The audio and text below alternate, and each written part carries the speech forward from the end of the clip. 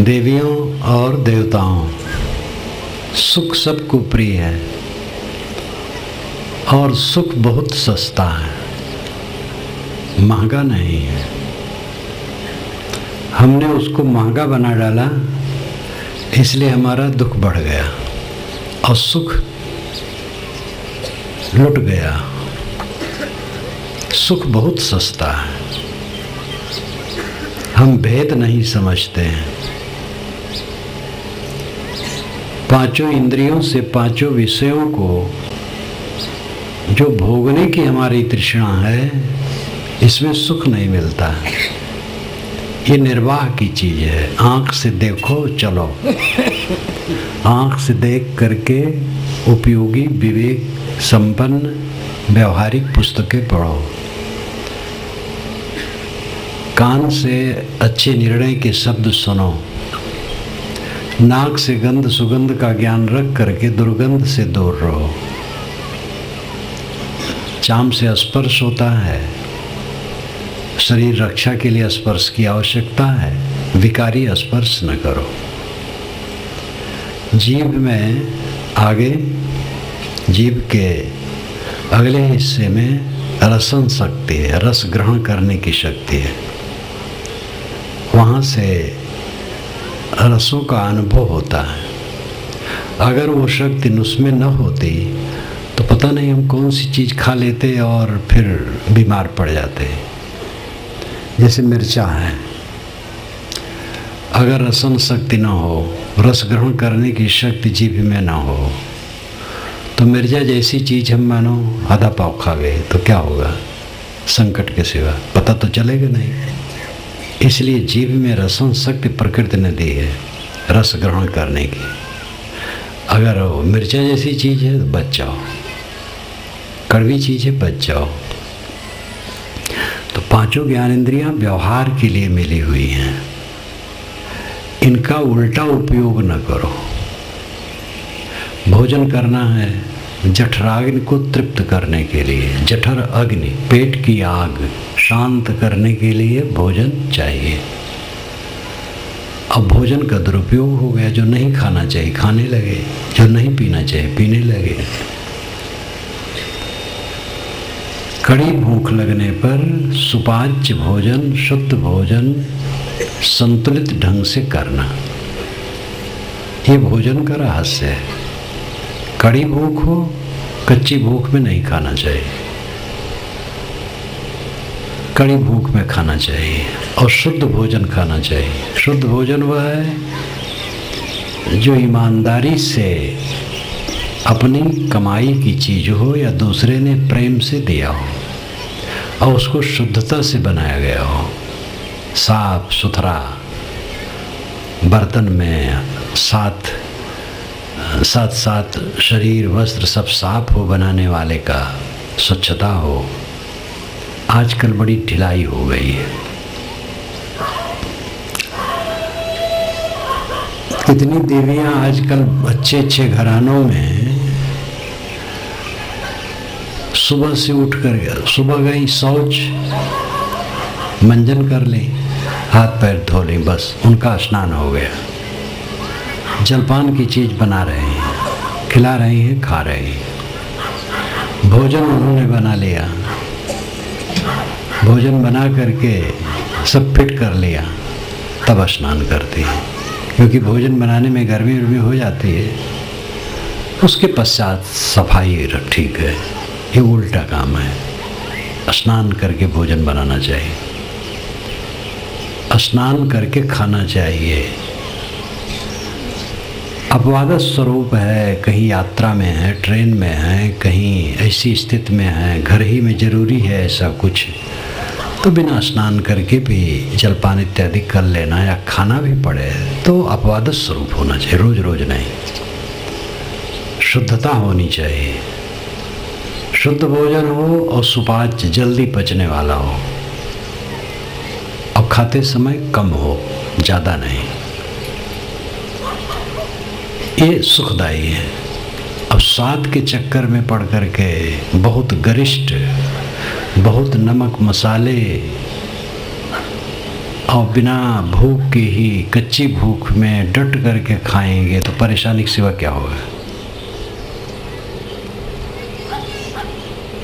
पेट और मन ये दोनों को कोई संभाल ले, बस सुखी रहे।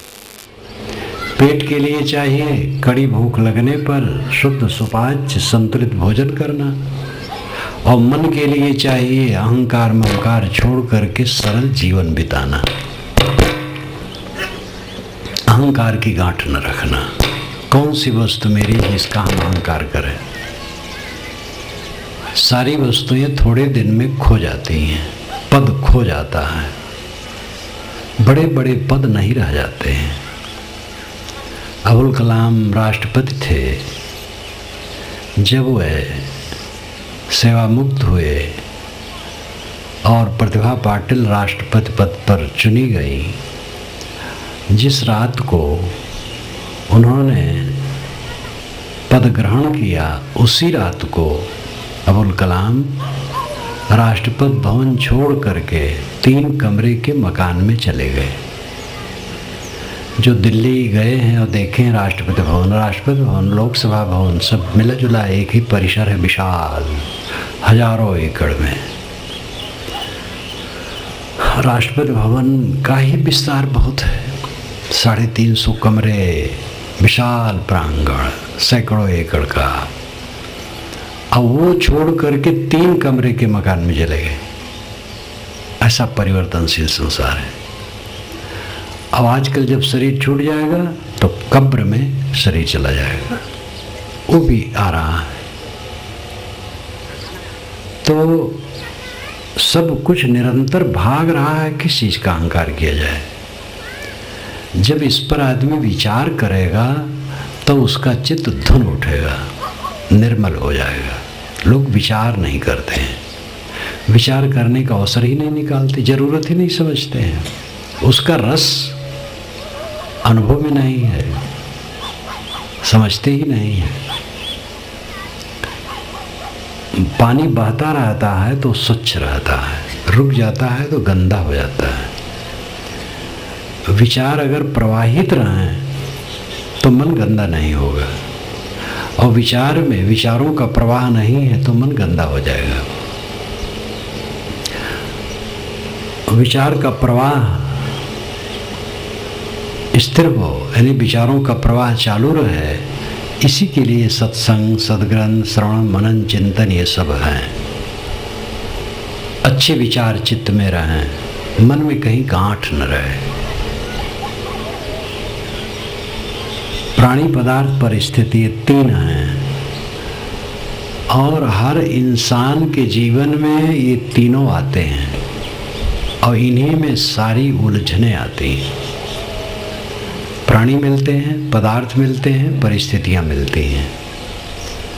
प्राणी मनुष्य हैं, मनुष्य के अलावा भी प्राणी हैं, लेकिन मनुष्य के अलावा जो प्राणी हैं उनकी कोई खास उलझन नहीं है। हजारों पशु आप रख सकते हैं, उनको जगह दीजिए, भोजन दीजिए, पानी दीजिए, कोई परेशानी नहीं। लेकिन मनुष्य का एक बच्चा पालना बड़ा कठिन है। बड़ा उफान शैतान करने वाला मनुष्य का बच्चा होता है, और इन्हीं में जीवन बिताना होता है। इसलिए बड़ी सावधानी से मनुष्यों के बीच में रह करके जीवन बिताना चाहिए। समय सुनहला है, थोड़ा है, इसी में कल्याण करना है, और इसी में सारा उपद्रव आने की संभावना है। अंत में कुछ न कुछ नहीं रह जाता है। जिन बातों को लेकर के आज से 30 वर्ष पूर्व उद्वेग था, वे बातें मर गई हैं। 50 वर्ष पूर्व, 60 वर्ष पूर्व, 10 वर्ष पूर्व, 1 वर्ष पूर्व, यहाँ तक सुबह जिसको लेकर के उद्वेग था इस समय मर गई। सब मरता चला जाता है। क्या स्थिर है। पर्वत पर जब आदमी चढ़ जाता है तो नीचे की जमीन और यहाँ के रहने वाले मनुष्यों की स्थिति जब वो देखता है बिल्कुल बहुत भिन्न रूप में देखता है। हवाई जहाज से तो और, हवाई जहाज पर बैठा हुआ आदमी देखता है बड़ी बड़ी नदियाँ नाली की तरह लगती हैं और खेत की फसलें लगती हैं कि मालूम होता है कि रंग करके चौका पूरा हुआ है। बड़े बड़े खेत छोटे छोटे लगते हैं, गांव घरौंदे जैसे लगते हैं मकानात, और आदमी जो चलते फिरते हैं बहुत छोटे छोटे लगते हैं, क्योंकि आकाश में वायुयान है, वहाँ आदमी बैठा है। इसी प्रकार जो अपने सुंदर विचारों में है, सबकी आसक्तियों से अपने को ऊपर कर लिया है, तो सब सारा संसार कीड़ा मकोड़ा लगता है, सब कुछ तुच्छ लगता है। उसके मन में कोई आकर्षण किसी चीज के लिए नहीं होता। अपने को उठाओ, ज्ञान सरोवर शून्य शिला में आसन अचल जमावे। ज्ञान सरोवर शून्य शिला पे आसन अचल जमावे। कहें कबीर ते सतगुरु सांचा घट में अलख लखावे। ज्ञान का सरोवर है, शून्य की शिला है, उस पर आसन जिसने जमा लिया, फिर क्या पूछना है। ज्ञान का सरोवर स्वरूप विचारात्म विचार है, शून्य शिला है, संकल्प रहित शांत निर्विकल्प दशा, बहुत ऊंची स्थिति है, अंतिम दशा है। और वही आदमी जब विचारों में रहता है तब भी वो सबसे ऊपर रहता है। हमारे बाबे दादे कितनी बातों को लेकर के कलह करते रहे, न उनका शरीर है, न उनकी समस्या है, न उनके पास में आगे पीछे रहने वाले अनुकूल प्रतिकूल आदमी हैं, सब के सब खो गए हैं। हमारा बचपना खो गया है, जवानी खो गई है, बुढ़ापा आ गया है। यहाँ जवान बैठे होंगे तो कहेंगे हमारी तो जवानी है भाई, अभी कहाँ खोई है। लेकिन ये भी ध्यान रखें, थोड़े दिन में बूढ़े होंगे। देखते देखते बाल पकने लगते हैं। जवान जवान के मूंछ में बाल उजले तो शौकीन लोग उसको उखाड़ देते हैं। जब ज़्यादा हो जाते हैं तो कैंची से काट के निकालते हैं। जब और ज़्यादा हो जाते हैं तब दवाई लगाते हैं। तो कितना दवाई लगाओ, ऊपर ऊपर काला और नीचे नीचे उजला, तो कहाँ तक रोकोगे। सब कुछ पानी की धारा की तरह बह रहा है। ऐसा समझ करके जिसके चित्त का आकर्षण मिटता जाता है वो परम सुखी रहता है, और जो ललचाता रहता है वो कभी सुखी नहीं रहता है। ललचाने वाला कभी सुखी हो ही नहीं सकता है। जिसका लालच घटने लगता है वो सुखी होने लगता है, और पूरा लालच खत्म हो गया बस पूरा सुखी हो गया। खाने के लिए सादा भोजन चाहिए, घी दूध दही मिले, मेवे मिले, कोई ज़रूरत नहीं है। जो अन्न पानी है सहज मिल जाए बहुत है। खाने के लिए सादा भोजन, गरीबेऊ भोजन। गरीबेऊ भोजन क्या है? भात सब्जी सबसे बढ़िया। छत्तीसगढ़ के लिए तो सबसे बढ़िया भोजन सब्जी भात, दाल की ज़रूरत नहीं और रोटी की भी ज़रूरत नहीं। और क्षेत्र जहाँ रोटी वाले हैं तो रोटी सब्जी, सब्जी न मिले तो नमक से भी काम चल जाएगा। नमक भात नमक रोटी बहुत है। फिर सब्जी मिले तो सब्जी भी खा ले, दाल मिले दाल भी खा ले। अपने मन को ऐसा बनाओ, सहज भूख लगने पर भोजन मिल जाए। सहज बहुत है, अमृत है, सब व्यंजन है। जिनकी थाली के चारों तरफ कई कटोरियां सजती हैं, मैं उनको सौभाग्यशाली नहीं मानता हूँ। कई कटोरियां सजेंगे, सावधान नहीं रहेंगे तो ज़्यादा रोगी होंगे और कोई फायदा नहीं होगा। जिब चटोरी में बहुत रोग आते हैं। खबड़ा और खबड़ी कभी न बने। कुछ देवियां खबड़ी होती हैं, कुछ पुरुष खबड़े होते हैं। सादा भोजन मिल जाए भूख लगने पर, भूख लग जाए फिर तो जो भोजन है अमृत है। एक राजा जंगल में सैर करने गया और उसका साइस पीछे था, वो घोड़ा पर बैठा था और घोड़ा मचल गया, बहुत दूर तक चला गया। फिर राजा ने कहा साइस से कि भूख बहुत लगी है। उसने कहा हुजूर क्या दें, जंगल में जो पेड़ है इसमें कोई फल भी नहीं दिखाई देता है। तो कहा हुजूर थोड़ा सा चना रखा हूँ घोड़े के लिए। तो राजा ने कहा चना क्या चीज़ है? कि हुजूर एक प्रकार का अन्न है। अब राजा के सामने चना कहाँ जाता है। तो एक बार बांसी के राजा की बात है, बांसी बस्ती जिले में पड़ता, अयोध्या से उत्तर।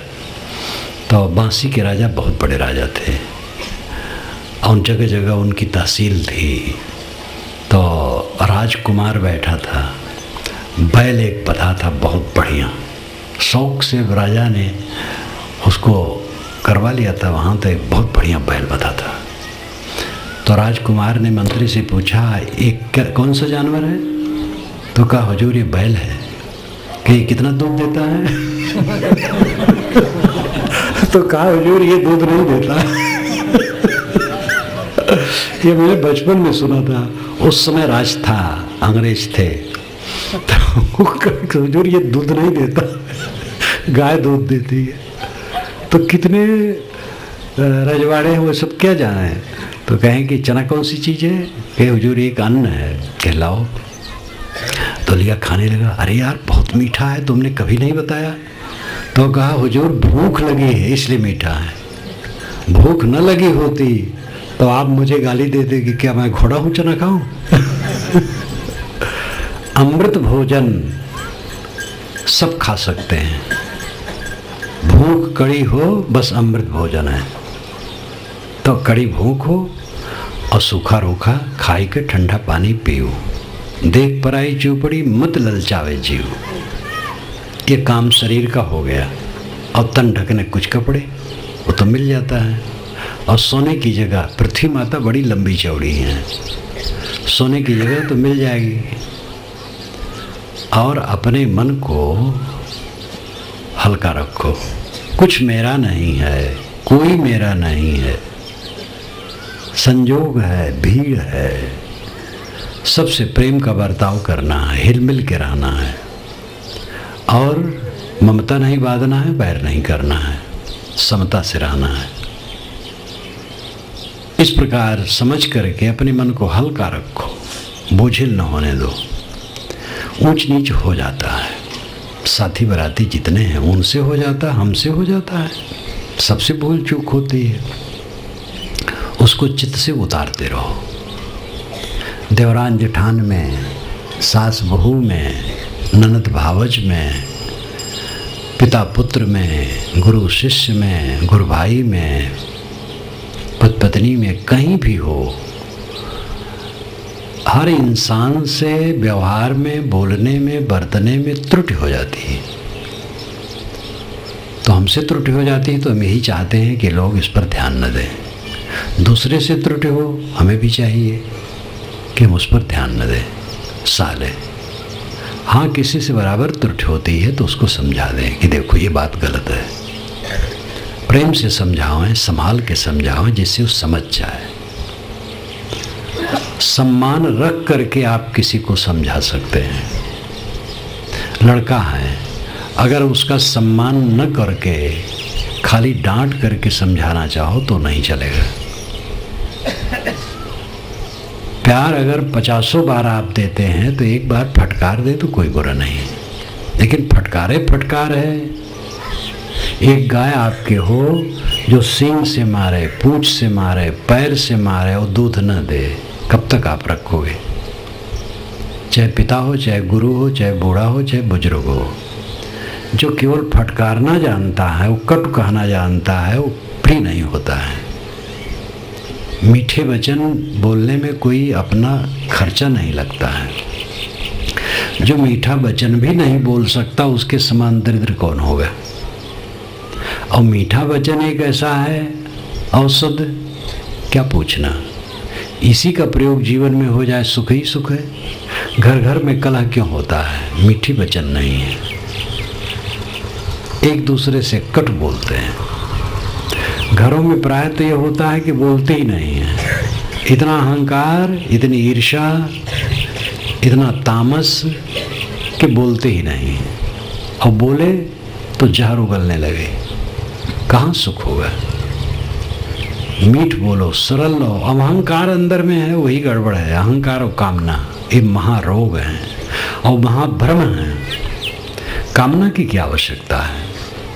बिना कामना किए सब काम हो रहा है। काम धाम करो, भोजन वस्त्र मिलेंगे, सोने की जगह मिलेगी। कामना करने की आवश्यकता नहीं। कामना के पीछे जो जितना रहता है उतना और रोता है। निष्काम पुरुष सुखी रहता है। चाह गई चिंता मिटी, मनुआ बेपरवाह, जिनको कुछ नहीं चाहिए सोई सहंसा। साहब कहते चाह गई और चिंता मिट गई, मन निष्फिक्र हो गया। जिसको कुछ नहीं चाहिए वो बादशाह है। तो आप कहेंगे ये बात तो संत के लिए हुई, संत कुछ न चाहें। हम गृहस्थ लोग, गृहस्थी चलाना है, कैसे कुछ न चाहें? साहब यहाँ संत और गृहस्थ का भेद करके नहीं कहते हैं। वे कहते अगर सच्चा सुख आप चाहते हैं तो चाहना को मारो। अभी भोजन दोपहर में जब हुआ है तो कोई गृहस्थ नहीं कहा है कि महात्मा लोग दाल भात खाएं, हम लोग भूसा खाएंगे। महात्मा भी दाल भात खाएं, हम भी दाल भात खाएं। अगर कोई भगत ही कह देता भाई देखो महात्मा के लिए तो दाल भात बना है लेकिन भक्तों के लिए पैरा है तो कितना गुस्सा चढ़ जाता। तो दाल भात महात्मा को भी खाना है और भक्तों को भी खाना है, गृहस्थों को भी। तब दुख की निवृत्ति महात्मा का रास्ता दूसरा है और गृहस्थों दूसरा है, सबका एक रास्ता है। अब वो जो मर्यादा की बात की जाती है यही कि भाई महात्मा लोग साधना में बहुत आगे हैं, उनको फुर्सत है, वो ज़्यादा कर लेते हैं, हम लोग कम कर पाते हैं। तो ये अलग विषय हुआ। लेकिन अगर कल्याण का विरह है तो आपके वो इसे करना चाहिए। जो विरक्त है ब्रह्मचर्य से रहता है। गृहस्थ को भी जिसे कल्याण प्रिय ब्रह्मचर्य से रहना चाहिए। और ये तो मैं बराबर कहता हूँ कि जब संतान हो गई तो ब्रह्मचर्य से सबको रहना चाहिए। केवल गर्भाधान के लिए नर नारी का संबंध है, नहीं तो निरर्थक क्रिया और कुछ नहीं है, उलझन है। परंतु इतना ऐसा होते हुए भी सम अपरे को संभाल नहीं पाते। किंतु जो समझ सकें और कल्याण प्रिय है तो उनको ब्रह्मचर्य व्रत पालन करना चाहिए। गृहस्थी में रह करके जो शुद्ध ब्रह्मचर्य का पालन करता है और अपना काम धाम देखता है लेकिन ममता का त्याग करता है, आसक्ति को जीतता है, अध्ययन मनन करता है, ध्यान चिंतन करता है, वासना उसकी छीड़ होती है। गृहस्थी में रहते रहते वासना से मुक्त होकर के मुक्त हो सकता है, जीवन मुक्त हो सकता है। कपड़ा थोड़े बांधेगा। रहन प्रबोधिनी की व्याख्या पढ़ करके कृपाल गोटिया ने मुझसे कहा था, हंसे और कहे साहब आपकी वाणी से तो हम लोगों को भी आशा हुई कल्याण की। उसमें प्रश्न उठाया गया क्या गृहस्थ का मोक्ष हो सकता है कि नहीं? तो उसमें समाधान किया गया गृहस्थ विरक्त एक मर्यादा है। मोक्ष का काम पूरा कर ले बस वही मुक्त है। कोई साधु वेश में है और ध्यान नहीं देता है, वैराग बढ़ाता नहीं चित्त में, साधना करता नहीं है और सहजे ऐसा सदाचार सद्गुण से है लेकिन आगे साधना नहीं करता तो मोक्ष नहीं होगा। लेकिन कोई गृहस्थी में है और शुद्ध ब्रह्मचर्य का पालन करता है और विवेक वैराग की पुस्तक पढ़ता, अध्ययन मनन करता, वासना का त्याग करता है और संयम साधना से रहता है, मुक्त हो जाएगा। मुक्त होने की बात कोई मर जाने के बाद नहीं, जीते जीते है। जियत न तरे मुए का तरी हो, जीते जो न तरे। जो जीते जीते नहीं तरा मरने पर क्या तरेगा? वर्तमान में कहीं आकर्षण न होना मोक्ष है। वर्तमान में है और कहीं खिंचाव मन में नहीं, कोई आकर्षण कहीं के लिए नहीं है, बस यही मोक्ष है। आकर्षण होना यही बंधन है। कल मैंने कहा था कि काल समय हमारे प्रारब्ध को छीन लेता है, शरीर छूट जाता है। लेकिन अगर हमारा मन दुनिया में आकर्षित है तो फिर हम खिंच करके आ जाते हैं और फिर जन्म होगा। अब अगर हमारा आकर्षण देह रहते रहते चारों तरफ से खत्म हो गया तो देह छुटी, बस खत्म। देह में रहते रहते कहीं आकर्षण नहीं है। शराब पीने की इच्छा जब बिल्कुल छूट गई जिसकी, और शराब से घृणा हो गई, वो शराब की दुकान पर जाएगा ही नहीं। शराब की दुकान पर तो तब तक जाता था जब तक शराब पीने में आकर्षण था। इसी प्रकार विषयों के प्रति आकर्षण जब तक है तब तक देहधारी देह छोड़कर फिर देह में आता है। अब आकर्षण खत्म हो गया तो देह में क्यों आएगा? देह में रहते रहते वो मुक्त है, देह छूट गई तब भी मुक्त है, सब समय मुक्त है। तो ये गृहस्थी विरक्ति से मतलब नहीं है, ये साधना पर निर्भर करता है। कोई भी साध सकता है। तो ऐसे चाहना को छोड़ना विरक्त नहीं, गृहस्थ को भी चाहिए। ये देवियां हैं, अगर ये गहने की कपड़े की बहुत चाहना रखेंगी तो पतियों को परेशान करेंगी। चाहना नहीं है तो गहना की तो जरूरत ही नहीं है। ये तो गहना जेलियों का साज है। हाथ में हथकड़ी, पैर में बेड़ी, गले में तौक। ये जेल में जो डाला जाता है, जिनका कठिन जेल होता है, ऐसा होता है। जेल में तो इसे खुला रहते हैं लोग, लेकिन ज़्यादा बदमाश लोगों को गले में तौक पहना दिया जाता है, पैर में बेड़ी, हाथ में हथकड़ी। ये जो बहुत देवियाँ पहनती हैं जेवर, ये जेल का साज है। अब ये जेल से मुक्त होने की चेष्टा करें और इसी में इनको बड़ा सुख लगता है। और यही 1 तोला चांदी ना मिले, आधा तोला सोना ना मिले तो रोना गाना शुरू, और अपने पद को कट कहना शुरू। तो इच्छा को जीतने से सब सुखी होंगे। इच्छा रखेंगे तो कोई सुखी नहीं होगा। पति के पास जो धन दौलत है, जो कर सकता है उतना बहुत समझना चाहिए। ख्वाहिश रखना तो इसका ख्वाहिश किसकी होती है? दुनिया की चीज की। तो पति का मूल्य खत्म है। पति पत्नी में पति के लिए धन पत्नी है, पत्नी के लिए धन पति है। और बीच में अगर रुपया पैसा गहना कपड़ा धन हुआ तो पति पत्नी दोनों फेल हो गए। गुरु शिष्य के बीच में ज्ञान मूल्यवान है। ज्ञान लें और दें। अब अगर मान बढ़ाई अहंकार उसमें आ गया तो गुरु शिष्य का संबंध बेकार हो गया। कहीं भी कामना होगी जलाएगी। नियम सब तरफ लागू है, नियम से कोई बच नहीं सकता है। साधु अपने मन में कामना करेगा तो दुखी हो जाएगा, निष्काम रहेगा सुखी रहेगा। कितने स्वामी हरदम उलझे रहते हैं। वो समझते भक्त लोगों को अकल नहीं है। ऐसे मर्यादा चाहिए, मेरे लिए गद्दी ऐसे लगानी चाहिए। ओह, ऐसे ऐसे गुरु होते हैं कि कार में बैठे बैठे देखेंगे मंच और वहीं से ड्राइवर को कहेंगे चलो, मंच पर नहीं जाएंगे। लगेगा कि हमारी इज्जत के अनुसार मंच नहीं बना है। अब क्या करोगे? स्वामी जी हैं, अब बेचारे जल रहे हैं, ज्ञान देने आए हैं, जल रहे हैं। अरे मंच नहीं, जमीन में बैठ गए।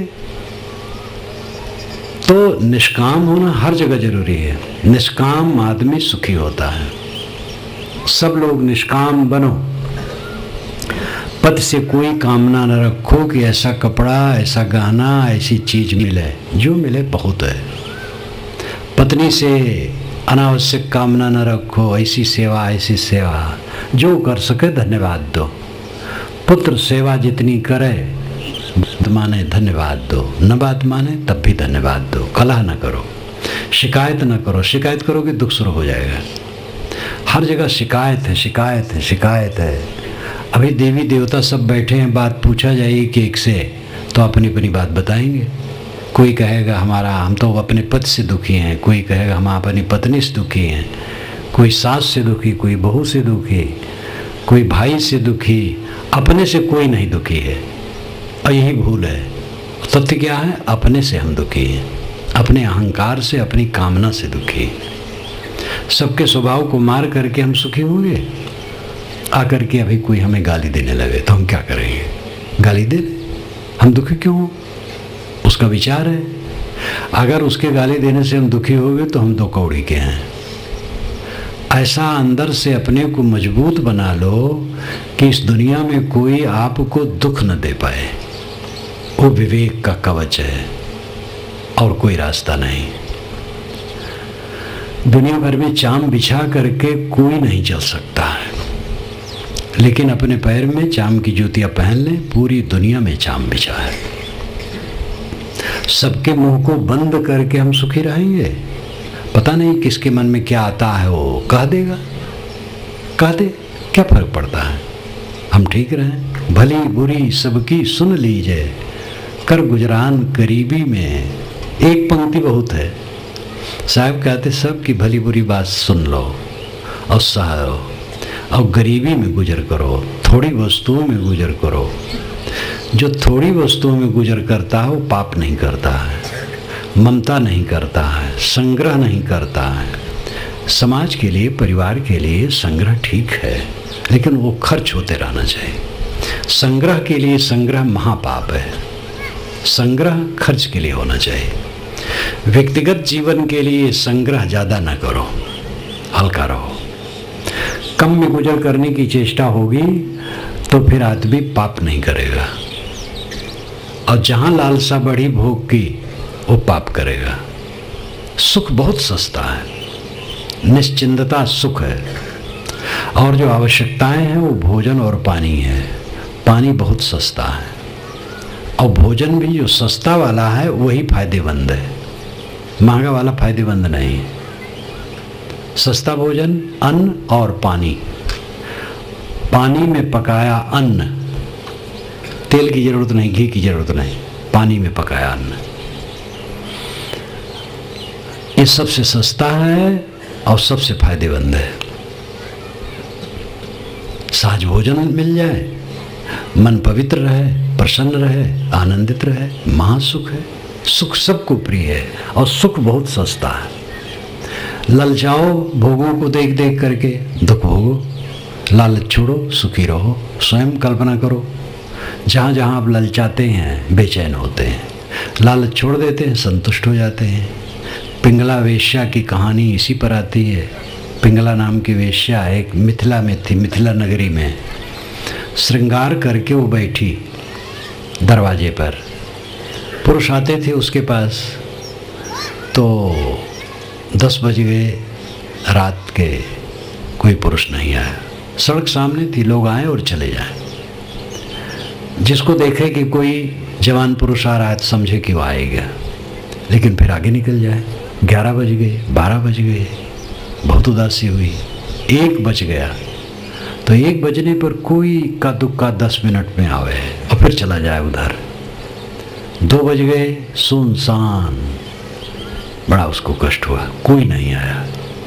उसने फाटक बंद कर लिया और अंदर में जा करके अपने को उसने धिक्कारा। इन पुरुषों से क्या मिलता है? पसीना, थू, पेशाब, गंदगी, उत्तेजना। इनमें तो क्या सुख मानती है? सुख का सागर आत्मा है। अपनी तरफ लौट। समझदार थी, लेकिन उस पैसे में फंसी थी, अपने को खुद धिक्कारा और उसके हृदय में ज्ञान का प्रकाश हो गया।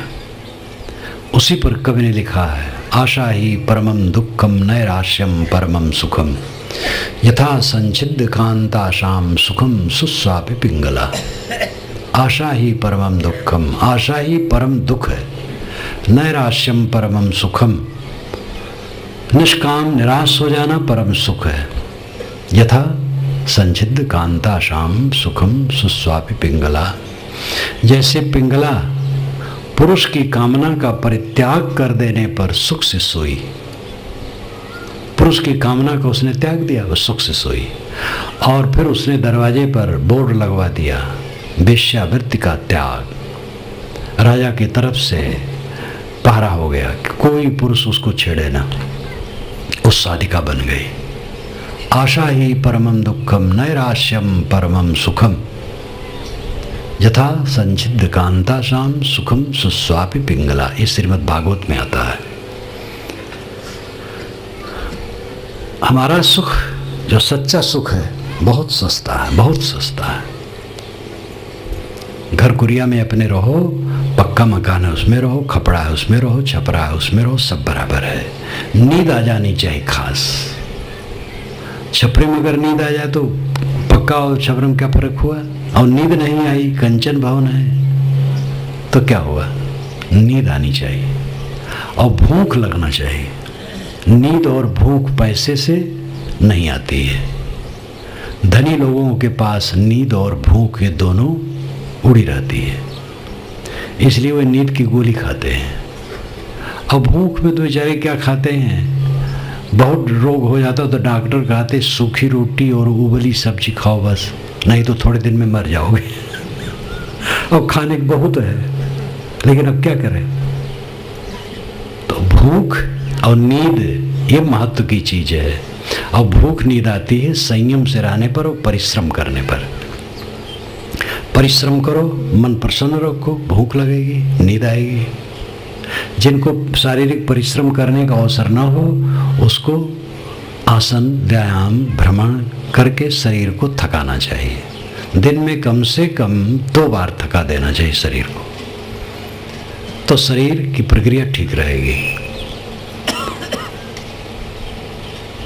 सुख कितना सस्ता है। किसी ने हमें गाली दी, सह लिया, नहीं लड़ाई की। लोग कहते हैं कैसे सह लें, हम किसी नहीं सह सकते हैं, हम किसी की नहीं सह सकते, इतना अहंकार। कोई कुछ कहा बल लड़ गए, मारपीट हो गई, पुलिस आई, ले गए थाने में बंद कर दिया। अब जमानत मुचलका हुई, तब छुट्टी हुई, फिर मुकदमा चला। अब हे कर रहे हैं सबसे, गवाही से, साक्षी से, सफाई देने वाले से, पुलिस से, पुलिस का हाथ जोड़ रहे हैं। ये सहन किस काम का है? पहले सह लेते, आखिर ज़्यादा सहना पड़ रहा है। जो नहीं सहना चाहता है उसको बहुत ज़्यादा सहना पड़ता है, और जो सह लेता है उसको सहना ही नहीं पड़ता है। मन मार लो, सहना ही नहीं है। पलटू हमसे लड़न को आवे सब संसार, वे बोले मैं चिप रहूं सहजे जावे हार। पलटू साहब हुए हैं, ये निर्गुणी धारा के संत हुए हैं अयोध्या में। अयोध्या में इनका आश्रम है। तो पलटू साहब कहते हैं हमसे लड़ने के लिए संसार के लोग आते हैं, वे बोलते हैं मैं चुप रहता हूँ, सहजे वो हार जाते हैं। जीतने कोई आवे कह दो भैया आप जीत गए, बस मामला खत्म। हारा सो हरि को मिले, जीता जमपुर जाए। ये कबीर साहब की आदि साखी है। जो हार जाता वो हरि को मिलता और जीता जमपुर को जाता है। जीतने की चेष्टा अहंकार यही यमपुर है, वासना अहंकार यमपुर है। और हार मानने का मतलब तो है ज्ञान की दशा। जो दुनिया से हार मान लेता है मतलब ज्ञानी है, नहीं तो दुनिया में जूझने की चेष्टा होती है, लड़ने की चेष्टा होती है। और जितना लड़ोगे कर्म वासना उतनी बनेगी, और जितना लड़ना छोड़ोगे हार जाओगे उतना सुखी रहोगे। सास अगर कटुक है तो बहुत चुप हो जाए। एक लड़की अपने ससुराल से पहली बार जब लौटी घर में, नैहर में, तो माता ने पूछा कि बेटी तेरे घर वाले सब कैसे हैं? तो कहे माता सब ठीक हैं, सास बहुत लड़ाकू है। तो कहे कि अच्छा मैं ताबीज बनवा दूंगी, दुआ करवा दूंगी और सास नहीं लड़ेगी। तो उसने एक ताबीज बनवाई। और दुआ तो का झूठे होता है, दुआ आशीर्वाद प्रार्थना के अर्थ में होता है, लेकिन भभूत वोट डालना वो सब पाखंड कुछ नहीं। उसने एक मनोवैज्ञानिक प्रभाव डाला और कहा इसमें मैंने दुआ करवा दिया है, इसको रखे रहो। ससुराल जाना और सास अगर गाली देने लगे तो इस ताबीज को मुंह में रख लेना, दांत से दबा लेना, और जब तक वो बोले तब तक दांत से दबाए रखना। जब वो बोलना बंद कर दे तब इसको निकाल के रख देना, और जब फिर बोले तब फिर इसको दांत में दबा लेना। और अगर बीच में दांत खोलोगी तो अंधी हो जाओगी। इस दुआ का ये प्रभाव है। ये डर दिया तो गई। एक दिन सास लड़ने लगी तो बहू ने दांत में दबा लिया। अब बहू को भी मन हो मैं भी लड़ूं, लेकिन डर है कि मुंह खोलूंगी तो अंधी हो जाऊंगी, तो नहीं खोली।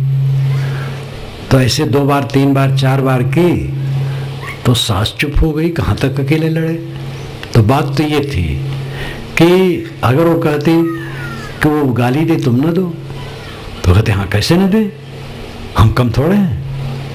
लेकिन जब उसने ऐसा ट्रिकबाजी किया तो उसमें वो बध गई। तो इस प्रकार उसने, सास ने गाली देना छोड़ दिया, लड़ना छोड़ दिया। इसका अर्थ यही है कि कोई लड़ेगा कहाँ तक जब हम नहीं लड़ते हैं। ये सब सुख का रास्ता है, न लड़ना, क्षमा करना, गम खाना, शांत से रहना, सादा खाना, अपने जीवन पर कम खर्च करना, विनम्र रहना, ये सुख का रास्ता है। सारी कामनाओं वासनाओं को छोड़ देने के बाद परम सुख परमानंद हो जाता है, जिसको आप मोक्ष, निर्वाण, कल्याण, स्वर्ग, वैकुंठ कुछ भी कह ले। स्वर्ग का अर्थ ही है स्वगा स्वर्ग, स्व नाम खुद, गा नाम गमन, अपने में लौट आना स्वर्ग है। वैकुंठ विकुंठ, कुंठा रहित हो जाना, ग्रंथ रहित, कॉम्प्लेक्स फ्री हो जाना, वैकुंठ है। मोह का क्षय मोक्ष है। तो ये कोई लोकांतर की चीज नहीं है, मर जाने की बात नहीं है। संतो जीवत ही करो आशा, अब आपको कोई बांधने वाला नहीं है। भगवान की माया सबको नचा रही है, ये भ्रम है। बहुत ही लिखा पढ़ा है कि भगवान की माया सबको नचा रही है, और अपनी अपनी मान्यताओं के अनुसार भी गुरुओं ने लिख डाला है। उनके मान्यता के विरुद्ध की बात वे समझते हैं कि माया ने भटका दिया है। जिसको जो अवतार माना उसको कोई अवतार नहीं मानता है, तो उसके पक्षधर लिखते हैं कि जो इसको अवतार नहीं मानता उसको माया ने भटका दिया है, काल निरंजन ने भटका दिया, इब्लीस ने भटका दिया है, अनेक शब्द रखे हैं। ये सब भ्रम है। कोई भगवान की माया नहीं है जो आपके ऊपर मड़रा रही हो और आपको चढ़ बैठे। अपनी माया है, अपने मन का मोह माया है, अपने मन का अज्ञान अविवेक माया है। भगवान की माया कहीं नहीं। भगवान जब दयालु है, क्षमालु है, सच्चिदानंद है, तो माया क्यों रखेगा? माया तो छल कपट वाला रखता है।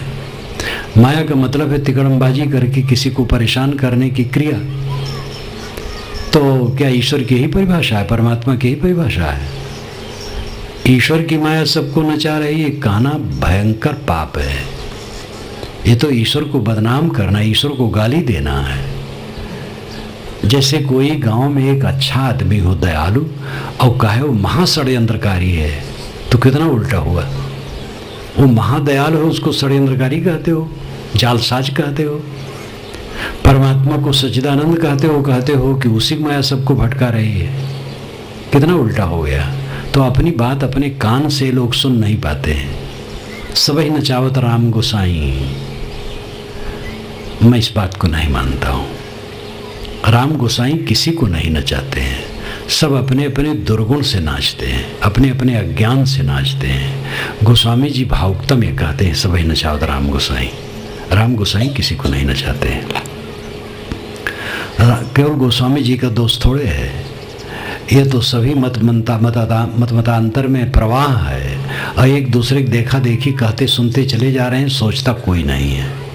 वही सोढ़रमल की कथा, सभा रो रही थी तो महात्मा आए, कहे भाई आप लोग सब क्यों रो रहे हैं? तो कहा सोढ़रमल मर गया है। कहे सोढ़रमल कौन है? कहे तो पता नहीं है। राजा रो रहा था, वो कहा सोढ़रमल मर गया, तो हम लोग भी रोने लगे। तो और महात्मा राजा से पूछे, तो कहे राजा ने कहा कि सोढ़रमल मर गया भाई, इसलिए हम रोते हैं। कहे सोढ़रमल कौन है? कहे तो मैं नहीं जानता हूँ। रानी रो रही थी तो मैंने क्यों रो रही हूँ? कहे सोढ़रमल मर गया तो मैं भी रोने लगा। तो रानी से महात्मा ने पूछा, रानी ने कहा सोढ़रमल मर गया इसलिए मैं रोती हूँ। कहे सोढ़रमल कौन है? कहे तो मैं नहीं जानती। धोबईन आई थी कपड़ा देने के लिए, धो करके सुखा के लाई थी, तो रो रही थी। मैंने कहा क्यों रोती हो? कहे सोढ़रमल मर गया है, तो मैं भी रोने लगी। तब महात्मा धोबईन के पास गए और कहे तुम क्यों रोती हो? कहे सोढ़रमल मर गया है। कहे सोढ़रमल कौन है? तो उसने कहा हमारे पास कोई बाल बच्चे नहीं है, एक गधा था, उसका नाम मैंने रखा था सोढ़रमल। और वो मर गया। तो गधा मर गया था तो धोबिन ने रानी से कहा, रानी ने राजा से कहा, राजा ने प्रजा से कहा, तो सब रोने लगे। कोई नहीं पता लगाया कि सोढ़रमल है कौन। ये कहानी है, बना ली जाती है कहानी बात समझाने के लिए। तैसे सब रो रहे हैं कि भगवान की माया नचा रही है। एक सज्जन मेरे परिचित, मैंने कहा तुम सत्संग में क्यों नहीं आए? कि क्या करूं महाराज, भगवान ने ऐसी माया डाली है कि परेशान हूं। तो मैंने कहा भगवान से हटो नहीं तो और रुलाएगा। तो हंसने लगे। भगवान ने माया डाली, अपने अज्ञान ने माया डाली, हमने स्वयं अपने ऊपर माया डाल ली है। भगवान की माया नहीं, अपनी माया है, मोह माया है, अज्ञान अविवेक ब्रह्म माया है, उसको काटो। हम और आप समर्थ हैं इसी जीवन में परम सुखी हर क्षण रहने के लिए। एक कसनी है अपने पर, एक मेहनत है, एक साधना है, एक संग्राम है। सरल है और कठिन इसीलिए लगता है कि हमारी आदत खराब है। घोर अहंकारी हम बने हैं। अहंकार और मूर्खता एक बात है। दुनिया में कोई वस्तु जब मेरी नहीं है तो अहंकार किसकी हम कर रहे हैं? एक चक्कर आता है और आदमी जमीन पर गिर जाता है और खत्म हो जाता है। किसका अहंकार है? लेकिन मिथ्या वस्तुओं का अहंकार, और ये हमें रुला रहा है। अविवेक, अज्ञान, भ्रम, विषयासक्ति हमें रुला रही है। और ये भ्रम मात्र है। समझ जाए ये मिट जाएगा, लेकिन एक क्षण मिटने से खत्म नहीं होगा। जब तक जीवन है उसको परखते रहना और मिटाते रहना है। एक काल में वासना शांत हो जाने से मत समझो कि हम अब विजयी हो गए। जीवन भर साधना है। साधना करते रहोगे तो वासना घटती जाएगी, दुर्बल होती जाएगी और उद्वेग उसका घटता जाएगा। और ऐसा भी समय आएगा जब उद्वेग एकदम शांत हो जाएगा। शांत हो जाने पर भी सावधान रहना है, क्योंकि उसके प्रेरक प्राणी पदार्थ परिस्थित चारों तरफ हैं। जैसे ही मानो हम आए, हमारा मन बहुत शांत है, लेकिन यहाँ आए और वो कुछ देखे कि कम ठीक है, चाहे वो ठीक है हो, लेकिन हमने मान लिया और उत्तेजित हो गए। तो साधन है बाहर प्राणी पदार्थ परिस्थित सब। तो सदैव सावधान रहो, उत्तेजित न हो, अपने को संभाल के रखो। सुबह उठे, लड़के को इस समय उठ करके खेत में जाना चाहिए, अभी सो रहा है, तो उद्वेग का एक कारण आ गया। संभालो अपने को। लड़के को कुछ कटु न कहो, धीरे से जगाओ, बेटा आप जाने का टाइम आ गया है, वो खुश हो जाएगा। और लठ मार बाणी बोले, अभी सब लोग खेत में पहुंच गए, तो कैसा बेकार का आदमी है, तो उसकी नींद खुली और आपके प्रति कटु भावना जगी। बोलना ही है तो मीठा बोलो, आखिर यही तो आप चाहते हो, व्यवहार अच्छा रहे। तो व्यवहार कैसे अच्छा रहेगा जब वाणी में मिठास नहीं है, व्यवहार में मिठास नहीं है। झोपड़ी हो, खाने को मिल जाए, भूख लगे तो नमक भात जरूर मिल जाए, और कपड़ा मिल जाए, और सोने की जगह मिल जाए, और मन निर्मल रहे, तो कौन दुख है फिर? निष्काम रहो, जितना मिले उतने में तृप्त रहो। ये सच्चा सुख है। और फकीरी की जो बात आती है वो यही तो आती है, मन लागो मेरो यार फकीरी में। जो सुख हुई है राम भजन में, सो सुख नाही अमीरी में। भली बुरी सबकी सुन लीजिए, कर गुजरान गरीबी में। प्रेम नगर में रहनी हमारी, भली बनियाई सबूरी में। प्रेम नगर में हम रहते सबसे प्रेम, और सबूरी में संतोष में बन गया। कहत कबीर सुनो भाई साधो, साहेब मिले फकीरी, साहेब मिले सबूरी में। सबूरी में संतोष में साहेब मिलते हैं। साहेब परमात्मा का अनेक तरीका है, मालूम होता जल अलग है वो मिलता है, ये अनेक तरीका पर है। यानी आत्म संतोष, आत्म साक्षात्कार उसको होता है जो आत्म संतुष्ट हो जाता है। यस्तो आत्मरतरेव स्यादात्म तृप्तस्य मानवः आत्मन्येव च संतुष्ट तस्य कार्यम न विद्यते। ये गीता में कृष्ण महाराज कहते हैं, जो आत्मा में संतुष्ट है, आत्मा में तृप्त है और आत्मा में ही रमता है, उसको कुछ करना बाकी नहीं है। बहुत सरल, बड़ा सस्ता। भूख लगे भोजन मिल जाए, तन ढकने कपड़ा मिल जाए, सोने की जगह मिल जाए, अपने मन को मार के रहो, बस आनंद कंद। सुख सबको प्रिय है और सुख सस्ता है, लेकिन समझ पावे तब। होता है पास में बिल्डिंग खड़ी, ऐसी बिल्डिंग हो तो सुखी हूँ, बिल्डिंग वाले सुखी हैं। कार हो तो सुखी हूँ, पद हो तो सुखी हूँ, सरपंच हो जाऊँ कम से कम, ना कुछ ज़्यादा सरपंच तो हो जाऊँ। एक सरपंच कहते थे अब आगे मैं नहीं लड़ूंगा। मैंने कहा क्यों? कहे बड़ा परपंच और सरपंच होने पर आजकल पैसा भी खूब आता है, अपने को संभालना मुश्किल है, तो फिर पाप होता है और फिर राग द्वेष होता है। तो मन तो होता है हम सरपंच हो जाए, फिर मंत्री हो जाए, फिर प्रधानमंत्री हो जाए, लेकिन मनमोहन सिंह से जाके कोई पूछे कि आप कितने सुखी हैं, वो तो कई बार कह चुके हम छोड़ देंगे, हम छोड़ देंगे। तो साधु स्वभाव के हैं भी। तो ये दुनिया की चीज किसको सुख देती है? पद किसको सुख देता है? जितने प्राणी पदार्थों से हम जुड़ते हैं उतने खतरे की संभावना है, झंझट की संभावना है। आपका आत्मा निर्मल, केवल, अकेला, अद्वैत, असंग है, उसमें कुछ नहीं है। अब उस दिन की याद करनी चाहिए। आज कल में देह छूट जाएगी तो आपको कुछ ख्याल नहीं रहेगा दुनिया का, अकेला हो जाएंगे। वासना बस से फिर देह में आएगा, वासना त्याग दिए तो सदा के लिए अकेला। अंत में इंद्रिय मन द्वारा संसार प्रतीत होता है। इंद्रिय मन का संबंध खत्म हुआ, संसार अपने लिए खत्म हो गए। वो दिन आने वाला है जो हम देख रहे हैं, सुन रहे हैं, अपना मान रहे हैं, घाव माऊ कर रहे हैं, कब तक है? ये सब सपने की तरह है, सब छूट जाएगा, कुछ नहीं रहेगा। उस दिन की याद करें तो क्या अहंकार रहेगा? सत्संग, भक्ति, सेवा, साधना करके इस काम को करना चाहिए। मैंने नारियों को पुरुषों के विषय में ये कहा कि दोनों सावधान रहें। अब की बार मैंने विशेष नियम दिया, ब्रह्मचारियों के आश्रम पर भी जाके दिया कि कोई ब्रह्मचारी आश्रम पर गया लेकिन पैर नहीं धुलवाया, और कहा कि नारी पर पुरुष का स्पर्श न करे। और साधु गुरु भी पर पुरुष ही हैं, साधु गुरु भी पैर पकड़ने की कोई जरूरत नहीं। नारियां दूसरे पुरुष का स्पर्श ही न करें, साधु गुरु का भी स्पर्श न करें, चरण न छुएं, पैर न धोएं। पुरुष धोना हो, धोने का आसन हो, धो लें। और धोने का तो मामला यही है ना, पहले सब चल करके जाते थे तो धूल लगी रहती थी तो धोना पड़ता था। आज तो गाड़ी बैठे और पहुँचे, तो आप तो आजकल औपचारिक है, खाली भाई लाओ धो लें। और धोते तो क्या है, वो छू लिए, वो छू लिए, वो छू लिए, धोते हो तो कोई नहीं है। ठीक से धोना तो अपने हाथ से होता। श्री विशाल साहब के साथ मैं जब वहाँ जाता था, उनके पास रहता था, तो सुबह जब जाते थे तो उनके साथ बाहर जाता था।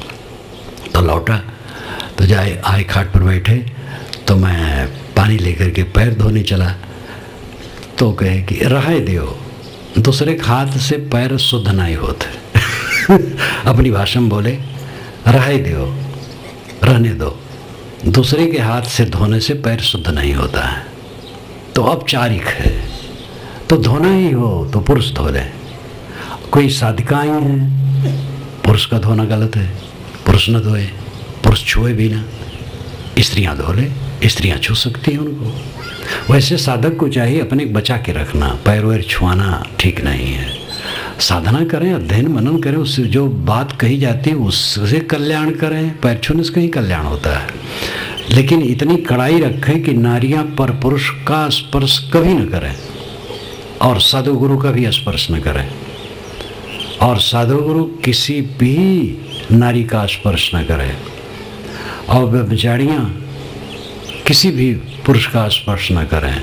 गृहस्थ स्त्री पुरुष पर स्त्री और पर पुरुष का स्पर्श न करें। इसको कड़ाई से नियम में रखना चाहिए, इसका पालन करना चाहिए। ये मर्यादा है और इससे सुरक्षा है। जहाँ स्त्रियाँ हैं वहाँ कोई भी साधु का निवास नहीं होना चाहिए, केवल स्त्रियाँ जहाँ, और जहाँ पुरुष हैं केवल, वहाँ किसी ब्रह्मचारी का निवास नहीं होना चाहिए। और सामान्य स्त्रियों को भी, आप गृहस्थ हैं, किसी के घर गए, वहाँ स्त्री हैं, तो आपको घर में नहीं जाना चाहिए, दरवाजे से खड़े होकर बातचीत कर लें और चले जाएं। ना हक में कई बार बकवास हो जाती है। वहाँ गए, बातचीत किए, घर वाला आ गया, बस वो हमारी स्त्री देखने आए थे, ना हक में बदनाम हो गए। तो अगर स्त्रियाँ स्त्रियाँ हैं, पुरुष नहीं, तो उनके घर में जाओ ही ना। पुरुष पुरुष है और स्त्री कोई काम से गई तो घर में न जाए, बाहर निकल जाए बात करके। ये सब मर्यादा की ज़रूरत है। नौकर नौकरानी काम करते हैं, वहाँ सब जगह मर्यादा की ज़रूरत है, सब मर्यादा से रहें। और ये बात मैं कभी कभी कहा करता हूँ कि भाई जब पहले मैं कार्यक्रम में रहता था तो अंतिम शाम को मुझे घूमना भी पड़ता था। आप लोग पधरौनी करवाते रहे, तो जैसे 2 दिन का कार्यक्रम है, 3 दिन का कार्यक्रम, अंतिम समय हुआ तो अब पूजा वूजा हो गई, तो अब घर घर पधरौनी शुरू। किसी किसी गांव में हमें 3-3 घंटा घूमना पड़ता था, रात के 8 बज जाए। तो उम्र थी, वो सब हो जाता था। अब ये चीज़ मुझे बहुत संकट लगी, तो मैंने इसको रोका और लोग समझे। पहले तो कठिन लगा उनको, फिर समझे कि ठीक है साहब। तो करीब 8-10 वर्षों से इसको रोक दिया गया है। और मैंने कह दिया कि जहाँ प्रवचन ख़त्म हो वहाँ सब लोग कर करा लो, घर घर घूमना एकदम बंद करो। आप लोगों के बीच में आ जाता हूँ, इतना बहुत है। अब शरीर भी बूढ़ा हो गया है, 75 इस समय चल रहा है। ये 8वां दशक, यही 8वां दशक ही जीवन की समाप्ति का दशक माना जाता है। वैसे समाप्त तो कभी हो जाए। तो इस अवस्था में मैं काम करता हूँ और कार्यक्रम चलते ही रहते हैं। कार्तिक से शुरू होता और जेठ तक चलते रहता हूँ। इतना कम है, आपके बीच में आ गया, आपके गांव में आ गया, इतराफ में आ गया, मानो आपके घर में आ गया। अब और घर घर ले जाने की चेष्टा बिल्कुल न करो। इतना इससे काम न लो कि झट से पंचर हो जाए।